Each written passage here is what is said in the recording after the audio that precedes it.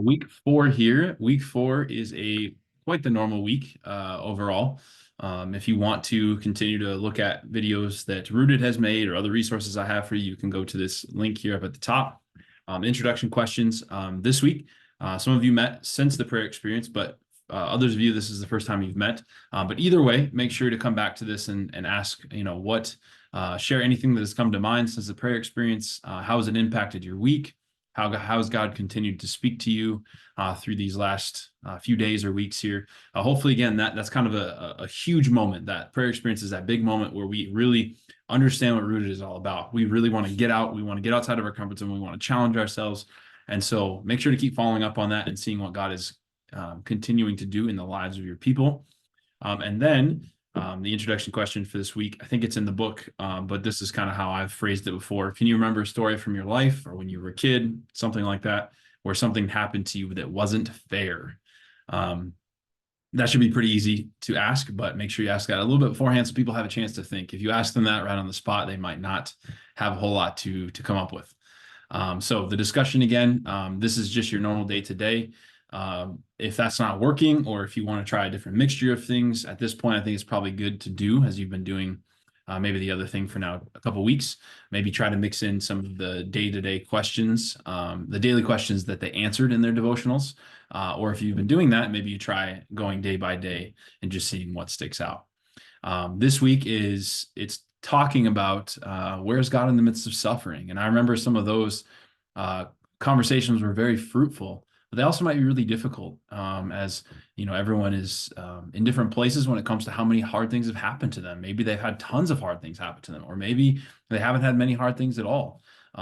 But we all know that we do go through hard things. It's just, how do we see on the other side of it, right? How do we see God in the midst of it? And when we get through these hard things, do we see that God was there, or do we just bury it? Do we move on in our lives?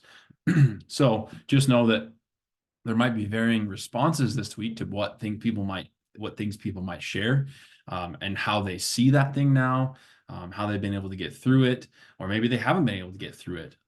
So just be aware and be ready for some different things to come up that you might not have the answer for, as you have been this entire time.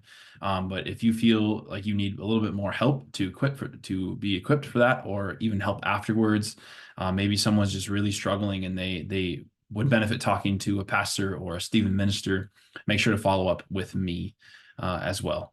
Otherwise, it's a fairly normal week. So the book challenges you to continue to do some type of listening through prayer at the end. I believe that that's what the challenge is in the leader's guide for this week. So keep challenging people, as we did through the prayer experience, not just to pray and then move on, not just to list a bunch of requests and move on. Challenge people to pray and then leave some space to listen. This is great for us. Something I'm not always very good at, right? Just leaving space for God to speak to us. You could even use the pray model from page 1661 as a group. You can assign someone to do the different aspects of the pray model. I've done that before in a group and it works pretty good. It's a little awkward, but again, that's the whole point of Rooted, is to challenge ourselves to do things that we haven't done before. Make sure everyone has down the serve experience date. If you have not talked with me and you need me for scheduling or something like that, please let me know. Wednesday, March 6th, we're going to be doing a large group session again. I believe we'll probably just do it in the worship center again. If you haven't been taking advantage of the food prior to that, make sure you do that night, because I'll be paying for the meal again. But that night we'll watch a video. That's a few weeks out already still, but that night we'll watch a video and then you'll split off into your groups.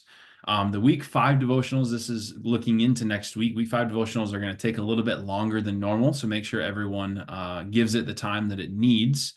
During week 5, if you have males and females in your group, you're going to be splitting up into males and females. So I will be talking to you about which rooms you can use if you are in that category and need the different rooms.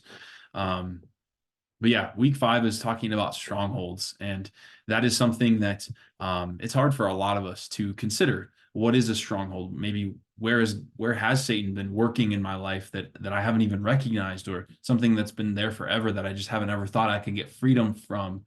So make sure to prepare people that this upcoming week, as you finish with week 4, as you go into week 5, that it might be a little bit more difficult, and it's something where they need to seek the Holy Spirit's guidance in what the Spirit's speaking into them. And then again, make sure to mention that if you have males and females in your group, that you will be splitting off into smaller groups as you share about that. So challenge people to really lean into what God is saying to them. This can be a very transformative week.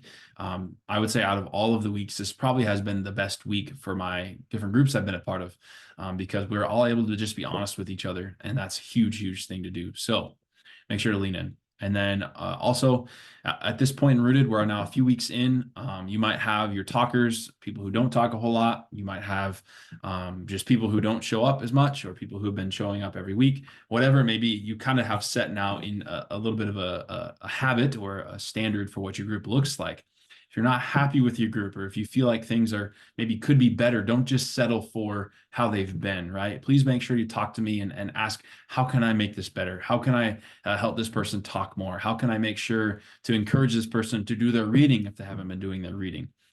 So yes, please just don't settle for less than what God has for us, because the way it is right now might just be the way it is all the way through. And so if you're not happy with it, if you feel like God's asking you to do more as a leader, or you're just not sure of what to do, please talk to me. I want to help. And then finally, if people have not paid yet, I think most people have, but if you want to mention to people in your group, if they haven't paid yet, please let me know, or yeah, let's figure that out, because I would like to tie a bow on that. So with all of that, I'm praying for you. I'm hoping that you are feeling equipped, ready to go, that you're enjoying how this is going. But we'll be in touch, and yeah, have a good week.